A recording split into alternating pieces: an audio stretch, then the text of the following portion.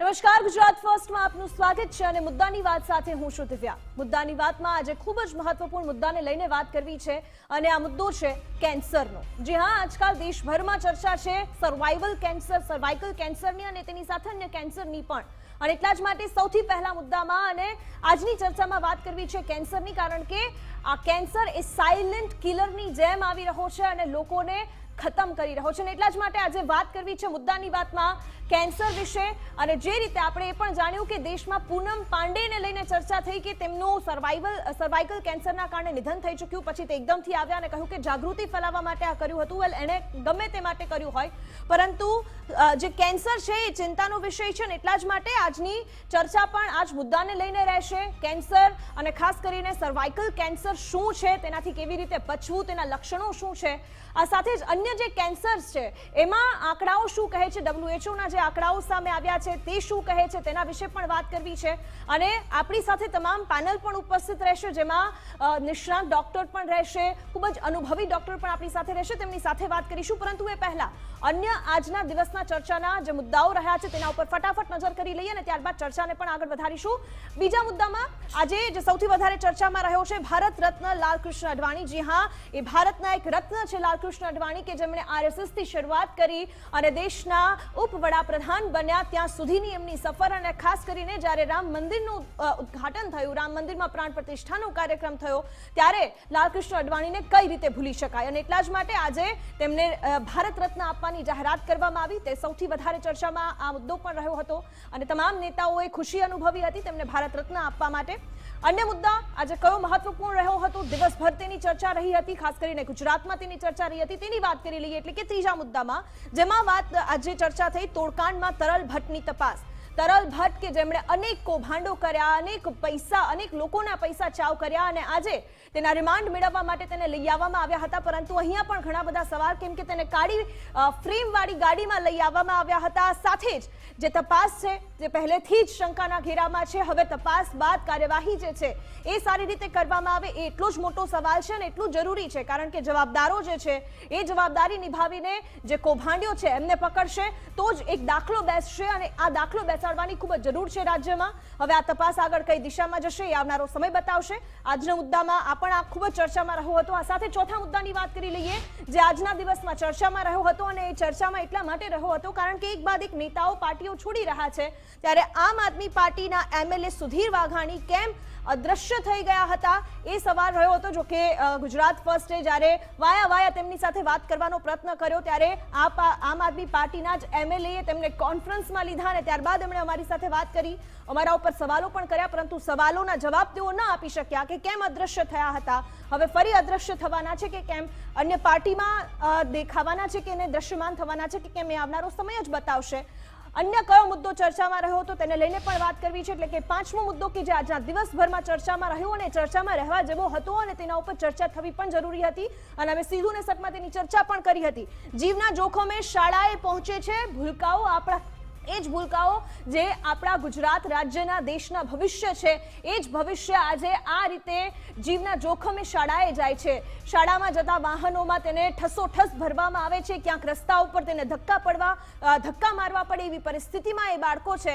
આપણે હરણીકાંડ જો ફરી આ પ્રકારની કોઈ ઘટના ન બને તે માટે કંઈક ને કંઈક થવું જોઈએ, પરંતુ એ થતું દેખાતું નથી। અને આજે જ્યારે આ તમામ મુદ્દાઓ ચર્ચામાં રહ્યા છે તેમાં સૌથી વધારે ચર્ચાનું કેન્દ્ર રહ્યો છે કેન્સર। આ સૌથી વધારે ચિંતાનો વિષય છે અને એટલા જ માટે આજે મુદ્દાની વાતમાં ચર્ચા કરવી છે સાયલેન્ટ કિલર કેન્સરની।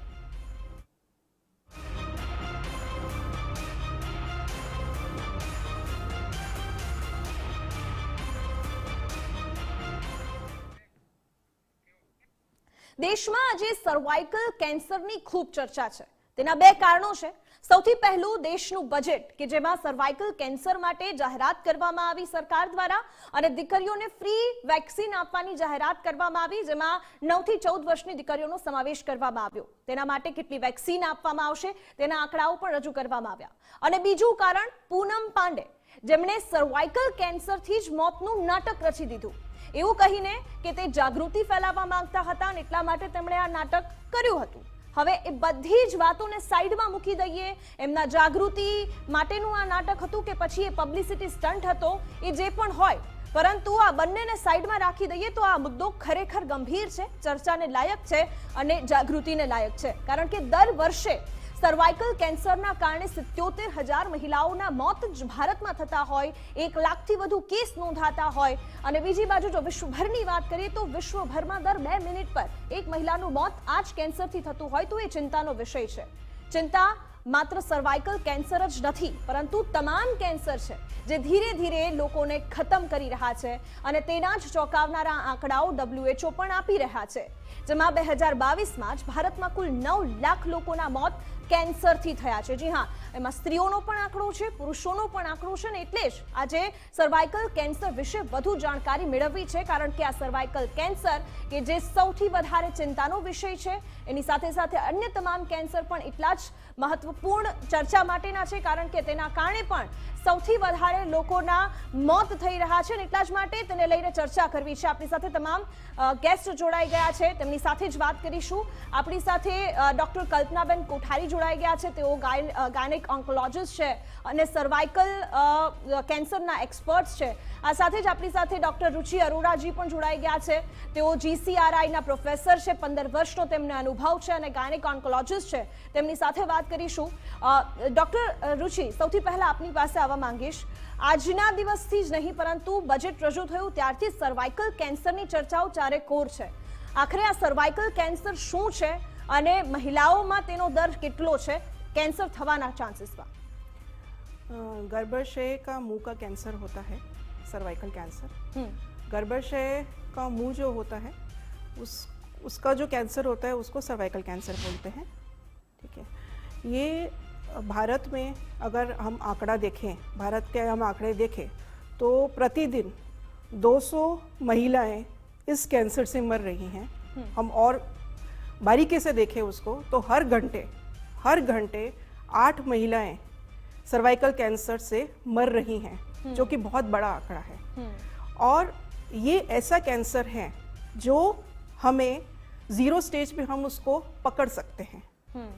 0 स्टेज मतलब कि हम अगर उस सर्वाइकल कैंसर गर्भाशय के मुंह का अगर हम टेस्ट करते हैं, जिसको हम पेप टेस्ट बोले हैं, जो WHO की गाइडलाइंस है, जो एस्को की गाइडलाइंस है, उसके हिसाब से अगर हम प्रॉपर पैप्समियर या LBC टेस्ट करें 21 साल से बाद, 21 साल की जो महिलाएं होती हैं उनका हम टेस्ट करें तो 15 साल बाद भविष्य में कैंसर होने वाला है ये हम पकड़ सकते हैं और हम कैंसर को अटका सकते हैं।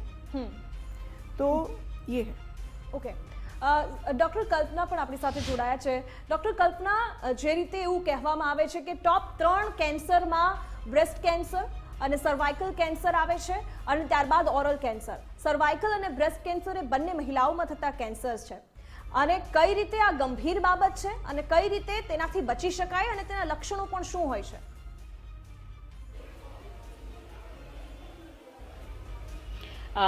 બહુ સાચી વાત છે। બ્રેસ્ટ કેન્સર અને સર્વાઇકલ કેન્સર બંને મહિલાઓમાં થાય છે અને બંનેનું પ્રમાણ ખૂબ વધારે છે। બ્રેસ્ટ કેન્સર આપણે એવી રીતે પણ મૂકવું પડે કે બ્રેસ્ટ કેન્સર છે ને એ ઉચ્ચ સ્તરના લોકોમાં એટલે હાયર સોશિયો ઇકોનોમિક ક્લાસમાં થાય, જ્યારે ગર્ભાશયના મુખનું કેન્સર લોઅર સોશિયો ઇકોનોમિક ક્લાસના એટલે કે ગરીબ અને અભણ લોકોમાં વધારે પ્રમાણમાં જોવા મળે છે। આનું મુખ્ય કારણ એવું છે કે આની ઇટિયોલોજી એવી છે। બ્રેસ્ટ કેન્સરમાં લાઇફસ્ટાઇલ, ઓછા પ્રેગ્નન્સીના નંબર્સ, બ્રેસ્ટ ફીડિંગ ના કરે, ઓબેસિટી હોય, ફાસ્ટ ફૂડ હેબિટ્સ હોય, એ બધાના લીધે જોવા મળે અને સમ જીનેટિક્સ।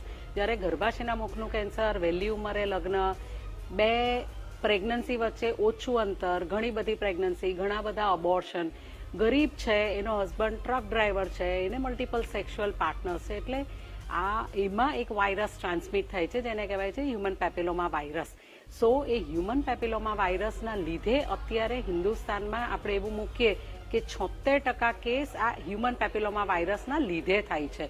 અને તમે હવે જુઓ જાદુ કે જેમ આપણે small pox, chicken pox, polio એ બધાને એક વેક્સિનેશન અભિયાન કરીને દેશમાંથી નાબૂદ કર્યા, એવી જ રીતે હવે અભિયાન ઉપાડવાનું છે human papilloma virus related cervical કેન્સરને નાબૂદ કરવાનું।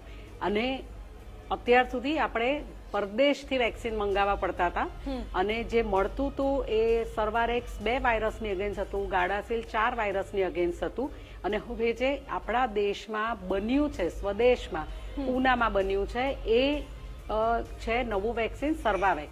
એટલો જ એમાં તકલીફ છે કે હજી આ વેક્સિનના રિઝલ્ટનો આપણને ખાલી 4 વર્ષનો અનુભવ છે, જ્યારે પેલા બધા વેક્સિનનો આપણને 30 વર્ષનો અનુભવ છે. પણ જાગ્યા ત્યારથી સવાર આ વેક્સિન જો ગવર્મેન્ટ આપણને મદદ કરે અને જે પ્રમાણે બજેટમાં ડિસ્કસ થયું છે એ પ્રમાણે 9 થી 14 વર્ષની છોકરીઓને એટલીસ્ટ એક ડોઝ પણ જો આપી શકાય તો આપણે કેન્સર નાબૂદી તરફ જે WHO નું અભિયાન છે કે 2030 સુધીમાં હિન્દુસ્તાનમાંથી પણ આ વસ્તુને આપણે નાબૂદ કરવી છે, તો એના તરફ આપણે ખૂબ ફાસ્ટ જઈ શકીશું. એટલે હ્યુમન પેપિલોમા વાયરસની અગેન્સ્ટ સર્વાવેક વેક્સિન અત્યારે આપણી ગવર્મેન્ટે આપ્યું છે આપણને, પણ અડધી કિંમતે બહારના વેક્સિનની કમ્પેરિઝનમાં, પણ ફ્રી નથી. એટલે I mean it should be included as a part of the national immunization program કે ભાઈ આ વેક્સિન કમ્પલસરી છે અને લેવાનું છે. અને જેમ પોલિયો વેક્સિન માટે એડ થતી હતી એવી રીતે જ આના માટે પણ ખૂબ એડ થવી જોઈએ. चौकस અને એ जागृति खूब जरूरी है. અને डॉक्टर रुचि, जिस तरीके से सर्वाइकल कैंसर की बात करते हैं, शायद इससे ज़्यादा जागृति नहीं है अभी समाज में, जिससे कि भी इसको लेके कोई ज़्यादा बोलता भी नहीं है या बोलना चाहता भी नहीं है. लेकिन इससे लेके ज़्यादा जागृति होनी चाहिए, लोगों को ये बात भी पता होनी चाहिए और समय समय पे हमें हमारे बॉडी का चेकअप भी करवाना चाहिए. स्क्रीनिंग, जो नॉर्मल स्क्रीनिंग जो होती है वो WHO और इसको जो गाइडलाइंस आते हैं बोलते हैं कि 21 साल से ऊपर की जो महिलाएं हैं उनको या तो HPV टेस्ट जो बोलते हैं वो हर एक 5 साल में या पेप टेस्ट हर एक 3 साल में करवाना चाहिए. ये गाइडलाइंस बोलती हैं. तो अगर रेगुलरली हम ये टेस्ट करवाते रहेंगे, अगर ये फीमेल्स करवाती रहेंगी रेगुलरली टेस्ट, तो भविष्य में जो बीमारी होने वाली है वो हम जल्दी से पकड़ सकते हैं और उसका इलाज कर सकते हैं. तो इससे हम कैंसर, इन फीमेल्स को कैंसर होगा ही नहीं क्योंकि हम उनको 0 स्टेज में ही पकड़ लेंगे. तो स्क्रीनिंग बहुत ज़रूरी है और अवेयरनेस स्क्रीनिंग की वो बहुत ज़रूरी है. जी, ठीक है.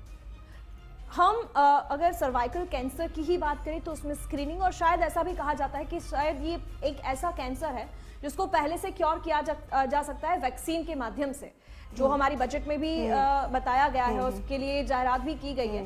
तो इस कैंसर से कैसे अर्ली स्टेज से बचा जाए, क्या करना चाहिए और क्या नहीं करना चाहिए, डॉक्टर रुचि? वैक्सीनेशन की बात तो आपने कही. 9 से 14 साल की लड़कियों को वैक्सीन, अगर आप गार्डिसल नैनोवैलेंट दे रहे हैं तो 0,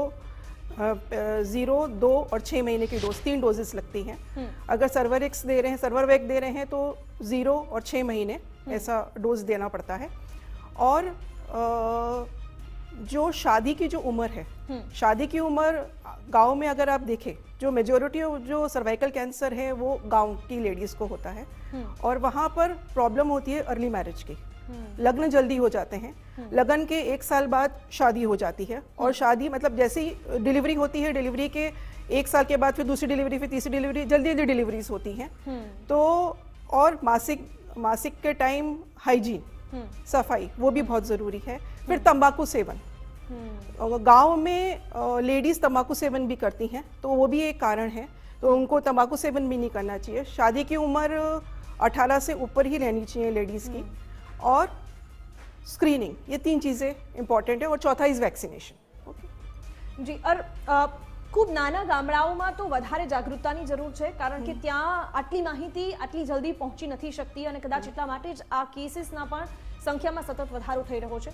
ડૉક્ટર કલ્પના, ઘણી બધી એવા લક્ષણો છે, કદાચ એવું પણ કહેવામાં આવે છે કે સર્વાઇકલ કેન્સરના લક્ષણો પણ એટલા ધીરે ધીરે સામે આવે છે જેના કારણે ખબર જ નથી પડતી કે આ પ્રકારનું કેન્સર પણ હોઈ શકે છે. શું વધારે કાળજી અથવા તો શું થાય તો તરત જ સ્ક્રીનિંગ કરાવી લેવું જોઈએ, તરત જ રિપોર્ટ કરાવી લેવો જોઈએ, અને એ રિપોર્ટ્સ ક્યાં ક્યાં થતા હોય છે, જે અત્યારે આપણા દર્શકો જોઈ રહ્યા છે એમને ઇઝીલી જો કોઈ પણ જગ્યાએ જઈને રિપોર્ટ્સ કરવો હોય તો?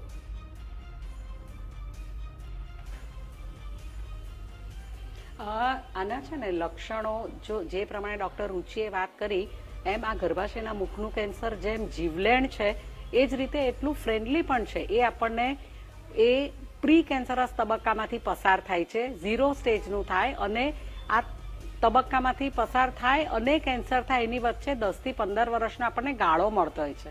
અનફોર્ચ્યુનેટલી જ્યારે પ્રી કેન્સરના તબક્કામાં હોય ત્યારે એના કોઈ ચિહ્નો નથી હોતા અને એટલા જ માટે સ્ક્રીનિંગ એટલે કે પેપ્સમિયર ટેસ્ટ કરાવવો જરૂરી હોય છે. પેપ્સમિયર ટેસ્ટ માટે તમારે કોઈ કેન્સર સર્જન કે ગાયનેક કેન્સર પાસે જવાની જરૂર નથી. તમે પોતાના જ ગાયનેકોલોજીસ્ટની પાસે જાઓ. તમારા જેમને ડિલિવરીઝ કરી છે, જે તમને બીજા માઇનોર સિમ્ટમ્સ માટે ટ્રીટ કરે છે, એમને પણ તમે કહેશો તો એ તમારો પેપ્સમિયર લઈ આપશે. અને પેપ્સમિયર પરથી જ આપણે પકડી શકીએ આ કેન્સરને પ્રી કેન્સર તબક્કે. અને પ્રી કેન્સર તબક્કે જ્યારે પકડાય ત્યારે ગર્ભાશયની થેલીને પણ બચાવી શકાય. જીવન તો બચી જ જાય છે, પણ ગર્ભાશયની થેલીને પણ બચાવાય, જેથી પ્રજનન શક્તિ પણ અકબંધ રહે છે. જી, ચોક્કસથી. ચર્ચામાં આપણી સાથે ઈલાબેન પણ જોડાયા છે, તેમની સાથે પણ ચર્ચા કરવી છે, કારણ કે ચિંતા ન માત્ર એક સર્વાઇકલ કેન્સરની છે, ઘણા બધા અલગ અલગ કેન્સર્સ પણ વધી રહ્યા છે. ઈલાબેન વોરા, આપનું સ્વાગત છે, જેઓ સિનિયર પ્રોગ્રામ કોર્ડિનેટર છે અમદાવાદથી સંજીવની લાઈફ બિયોન્ડ કેન્સરમાં જાગૃતતા ફેલાવવાનું કામ કરે છે. ઈલાબેન, સતત કેન્સર વધી રહ્યા છે. કદાચ આપણે વિશ્વની વાત કરીએ અને ભારતની વાત કરીએ તો લાખોની સંખ્યામાં લોકોના મોત માત્ર કેન્સરથી જ થાય છે. કઈ રીતે સમાજમાં તેને લઈને જાગૃતતા ફેલાય, અન્ય કેન્સર અને ખાસ કરીને સર્વાઇકલ કેન્સરને લઈને પણ? યસ, હમણાં જ ડૉક્ટરે કહ્યું એવી રીતે એના માટે સમયસર એની તપાસ કરાવવી જોઈએ. તો ઘણીવાર હું GCRIમાં કામ કરી રહી છું, તો ત્યાં ઘણી વખત અમારી પાસે જે કેન્સર પેશન્ટ આવે છે સર્વાઇકલ કેન્સરના, એ 3જા-4થા સ્ટેજવાળા આવતા હોય છે.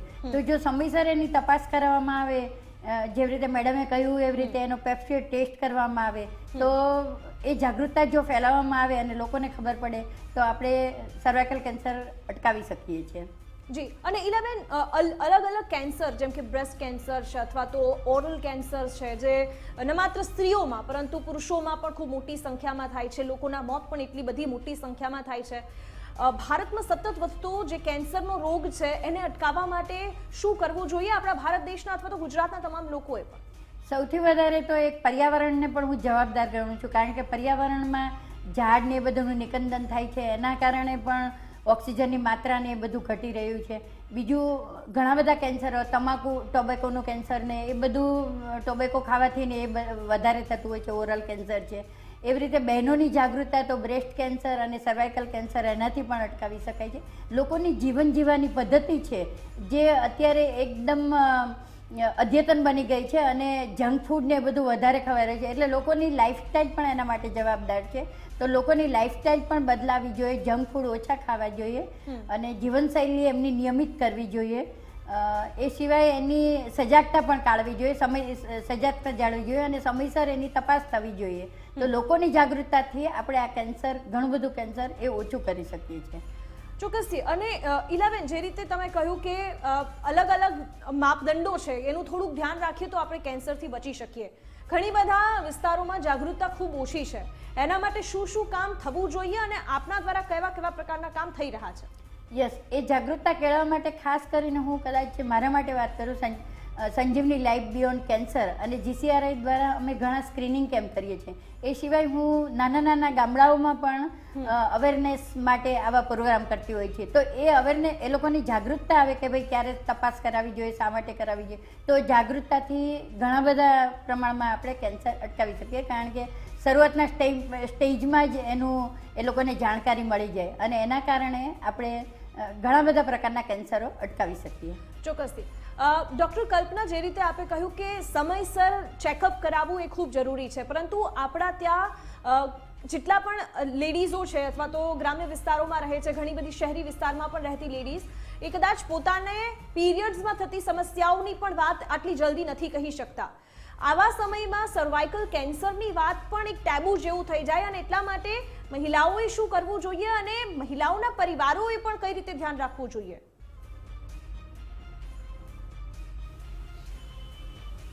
જો સૌથી પહેલાં તમારે એવું જ કહેવાનું છે કે આપણે ત્યાં જે ફિયર છે ને કે કેન્સર એટલે કેન્સર, અમે જ્યારે લેક્ચર્સ લેતા હોઈએ અને ફિમેલ્સને સમજાવતા હોઈએ કે ભાઈ તમે પેપ્સમિયર ટેસ્ટ કરાવી લો, તો એ લોકો એવું જ કહે છે કે બેન અત્યારે કંઈ થતું નથી, તમે કશુંક ટેસ્ટ કરશો ને કંઈક કાઢશો તો મને તો કેન્સર નીકળશે તો હું તો હેરાન થઈ જઈશ. સો એ સૌથી પહેલાં એ ફિયરને દૂર કરવાની જરૂર છે. અને હું એ લોકોને એવું સમજાવું છું કે જો તમને અત્યારે કંઈ જ તકલીફ નથી અને ખાલી પેપ્સમિયર કરીએ છે અને એમાં 5 થી 7% પ્રી કેન્સરના તબક્કે જો પકડાઈ જવાય છે તો એમાંથી તમને ક્યોર મળી જવાનો છે અને પછી એ વસ્તુ ફરી નથી થવાની. એટલે પહેલામાં પહેલું તો આ ફિયર કાઢવાની જરૂર છે. બીજું અગત્યની વસ્તુ એ છે કે મહિલાઓએ even educated class uneducated class પોતાના પિયર્સને પાડોશીને પૂછે કે મને તો હમણાં પીરિયડ્સમાં આવી રીતે થાય છે, માસિકમાં અનિયમિતતા, તો પાડોશી કહી દે કે તો જવાનું હોય ને એટલે આવું જ થાય. એવું ના સાંભળો. એના કરતાં પ્લીઝ તમારા ડૉક્ટરને મળો. જેને પ્રાઇવેટ નથી પોસાતું એના માટે ગવર્મેન્ટ હોસ્પિટલ્સ પણ બહુ જ પ્રયત્ન કરી રહી છે આ બધી અવેરનેસ લાવવાનો. તમને ત્યાં પણ સારામાં સારી ટ્રીટમેન્ટ મળી રહી છે. તમે GCRI જાઓ કે તમે સિવિલ હોસ્પિટલ જાઓ, તમારા ગાયનેકોલોજીસ્ટને મળો અને પૂછો કે મને આવું થાય છે બેન, તો એ તરત જ તમારી બધી તપાસ કરશે અને કેન્સર નથી એવી તમને જાણ કરશે. એવું ફિયર ના રાખો કે આવું થાય છે માટે કેન્સર હશે જ, એટલે એ ફિયર કાઢી નાખો અને એના કરતાં તપાસ કરાવો અને તો તમારો પ્રોબ્લેમનું સોલ્યુશન પણ આવે છે. So fear is a major factor which needs to go from the female minds. એ દરેક બહેને સમજવું પડશે કે કંઈ પણ તકલીફ થાય તો એમાં કેન્સર નથી, એ પહેલું આપણે નિદાન કરી જ લેવું પડે. ચોક્કસથી. ડૉક્ટર રુચિ, 1 લાખમાંથી 77,000 જેટલા દર્દીઓના જો મોત થઈ જાય છે તો પછી જે મોતનો રેશિયો છે એ ખૂબ વધારે છે જ્યારે આ કેન્સર, સર્વાઇકલ કેન્સર થાય છે આવા સમયે મહિલાઓ માટે વધારે શું કાળવણી અને જાળવણી રાખવી જોઈએ, અને આ ખાસ કરીને એ પણ સમજવું છે કે કઈ ઉંમરમાં, કઈ એજમાં આ સર્वाइकल कैंसर થવાના चांसेस વધારે હોય છે. भारत में अगर हम आंकड़े देखें तो 2 उम्र ऐसे होते हैं जहाँ पर कैंसर की शक्यता ज़्यादा होती है. एक 30 to 35 years and 50 to 65 years. तो 30 to 35 ईयर्स में अगर लेडीज़ को कुछ भी मेंसेस से रिलेटेड या मासिक धर्म से रिलेटेड कुछ भी प्रॉब्लम हो, या तो नॉर्मल मासिक अगर ज़्यादा आ रहा है, 2 मासिक के बीच में मासिक आता है, संबंध करने के बाद अगर उसको खून पड़ता है, तो ये सब सिम्टम्स उसको इग्नोर नहीं करने के और तुरंत उनको डॉक्टर को दिखाने का. જી ડૉક્ટર કલ્પના, જે રીતે મહિલાઓમાં ખાસ કરીને આજે આપણે એ વાત પણ કરી કે 9 થી 14 વર્ષની દીકરીઓને વેક્સિન આપવામાં આવશે, જે રીતે સર્વાઇકલ કેન્સર છે અને વેક્સિન આપવાથી તેનાથી બચી શકાય છે અર્લી એજમાં, તો આ વેક્સિન છે કેટલા વર્ષ સુધી આપી શકાય છે અને શું 25 વર્ષથી વધારે ઉંમર થાય અથવા તો જે યૌન સંબંધો બંધાય પછી એ વેક્સિન લેવી જોઈએ અથવા તો આપવામાં આવે છે કે કેમ?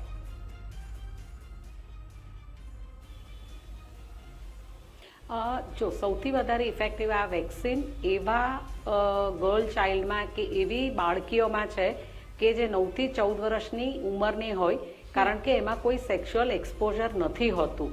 આ વેક્સિન કામ એવી રીતે કરે છે કે એ બીજા વેક્સિનની જેમ જ એન્ટીબોડીઝ ક્રિએટ કરે અને એ એન્ટીબોડીઝ પછી જ્યારે સેલમાં વાયરસ ઘૂસવાનો ટ્રાય કરતો હોય ત્યારે એને નાબૂદ કરી નાખે. સો 9 થી 14 વર્ષ ઇઝ ધી સેફેસ્ટ, પણ 15 થી 26 ઇઝ ધી સેકન્ડ સ્લોટ. પણ આમાં 9 થી 14માં 2 વેક્સિન ઇનફ છે, 15 થી 26માં 3 ડોઝ લેવા જ પડે, અને 26 પછીની ઉંમરમાં કે જ્યારે સેક્સ્યુઅલ એક્સપોઝર આફ્ટર મેરેજ થઈ ગયું છે, ચાઇલ્ડ બર્થ થઈ ગયું છે, તમે એવું જોવા જાઓ ને તો દરેક સ્ત્રીના જીવનમાં HPV ઇન્ફેક્શન 1 થી 2 વાર થાય જ છે. એની ચિંતા આપણને ત્યારે છે કે જ્યારે આ રિપીટેડલી થાય છે અને રિપીટેડલી થાય અને પછી એ ઇન્ફેક્શનમાંથી કેન્સર થાય. સો 26 વર્ષની ઉંમર પછી પણ વેક્સિન લઈ શકાય, 3 ડોઝ લેવા જ પડે, પણ એની એફિકસી જે 9 થી 14 વર્ષમાં 90% પ્રૂવન છે, એ આ ધીરે ધીરે ઘટીને 50% જેવી જ એફિકસી રહે છે. અને મારે બહુ જ અગત્યની વાત એ કહેવી છે કે 9 થી 14 વર્ષની બાળકીમાં પણ વેક્સિન આપ્યા પછી એમના જ્યારે લગ્ન થાય છે, બાળકો થાય છે, ત્યારે એમના માટે પણ દર 5 વર્ષે એક LBC વિથ HPV ટેસ્ટિંગ જરૂરી તો છે જ. વેક્સિન પ્રિવેન્શન કરશે 90%માં, પણ 10%ને તો આ થવાનું જ છે. તો એને વહેલા સ્ટેજમાં પકડવાનું આપણી પાસે એક જ રસ્તો છે કે પેપ્સમિયર ટેસ્ટ કરી લેવો જોઈએ.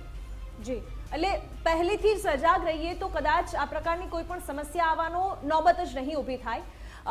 જે રીતે ઈલાબેન જાગૃતિની વાત કરી રહ્યા છે અને કેમ કે સરકારે જાહેરાત કરી છે એટલે સ્વાભાવિક આ સવાલ તો થવાનો છે, પરંતુ છેવાડાના ગામડા સુધી આ કેન્સર વિશે જાગૃતિ કેવી રીતે ફેલાવી શકાય, ટૂંકમાં કહેજો. ઈલાબેન. યસ, જાગૃતિ એવી રીતે ફેલાય કે અત્યારે જેવી રીતે GCRI સાથે અમે નાના નાના ગામડામાં પણ સ્ક્રીનિંગ કેમ્પ કરીએ છીએ. એવી ઘણી બધી NGO ઘણા બધા એ સ્ક્રીનિંગ કેમ્પ કરી રહ્યા છે. તો આવી રીતે દરેક વ્યક્તિને, દરેક સ્ત્રીઓને પણ આ બાબતની માહિતી હોય કે ભાઈ આ સમયસર તમારે તપાસ કરાવવી જોઈએ. આવા બધા NGOs એ માટેનું કામ કરતી હોય. સરકાર પણ ઘણું બધું આના માટે કામ કરે છે. તો તેનાથી જાગૃતિ ફેલાય અને કેન્સરનું ઘણું બધું અટકાવી શકાય. જી, આ તમામ અમારી સાથે જોડાયા અને સર્વાઇકલ કેન્સર જ નહીં બાકી અન્ય કેન્સરને લઈને પણ જે આપણે ચર્ચા કરી, દર્શકોને સારું માર્ગદર્શન આપ્યું એ બદલ આપ તમામનો ખૂબ ખૂબ આભાર. અને આ સાથે જ મુદ્દાની વાતમાં હાલ બસ આટલું. નમસ્કાર.